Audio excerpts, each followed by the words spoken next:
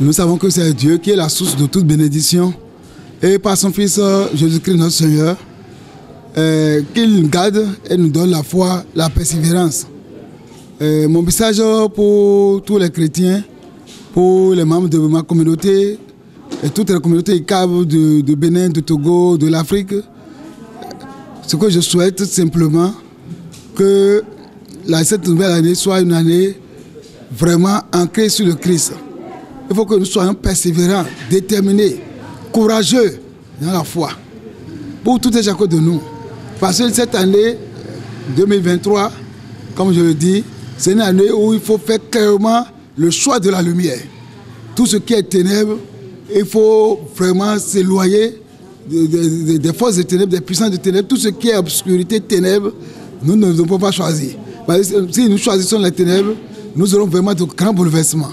Donc il faut être constant dans la foi, persévérant dans la foi, déterminé à vivre authentiquement la foi chrétienne, à vivre dans la lumière du Christ. Donc, si tu veux être pour le Christ, tu dois vivre dans la lumière, vivre dans la lumière. Sur le plan organisationnel, nous devons faire des projets, vraiment des projets bien étudiés, bien déterminés, des projets dont les résultats seront des résultats fiables. Et demander, en faisant ces projets, c'est dans la main du Christ, c'est dans la paix du Christ, c'est avec la force de l'Esprit Saint qu'il faut faire les projets et pousser le projet pour avoir l'élévation. Sur le plan matériel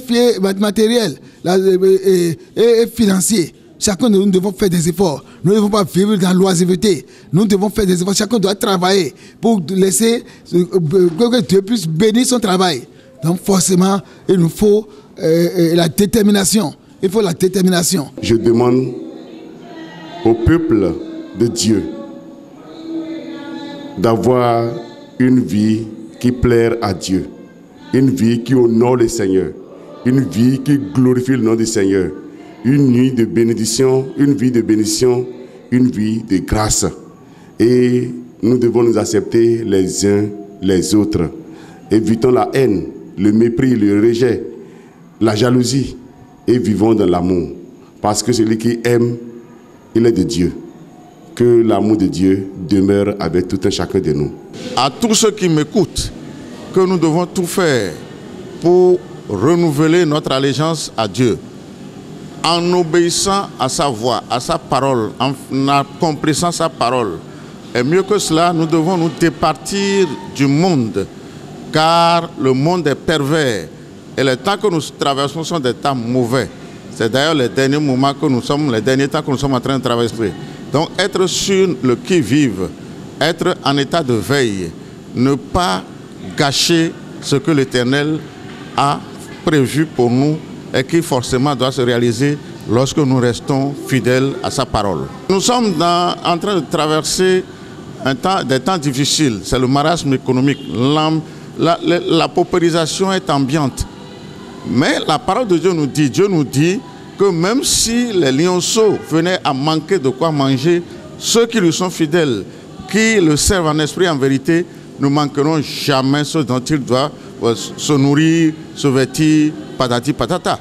C'est pourquoi nous devons garder espoir, la dragée haute, et savoir que lorsque nous sommes avec Dieu, nous sommes plus que vainqueurs, nous sommes des bénis, nous sommes des élevés en dignité, nous sommes tout parce que Christ est tout. Alors je voudrais inviter tous ceux qui sont encore en train de tergiverser, tous ceux qui sont encore en train de courir ça et là, ciel et terre, terre et mer, pour rechercher la solution à leurs problèmes, qu'ils sachent que la solution est en Jésus et dès lors qu'on vient à lui, la situation change.